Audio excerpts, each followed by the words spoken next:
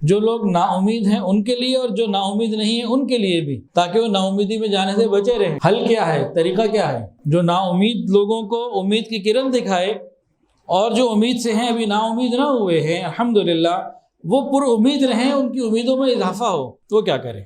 उनके लिए भी चंद बातें सुन लीजिए। अल्लाह ताला के अस्मा और सिफ़ात, इनके बारे में मालूमात हासिल करना।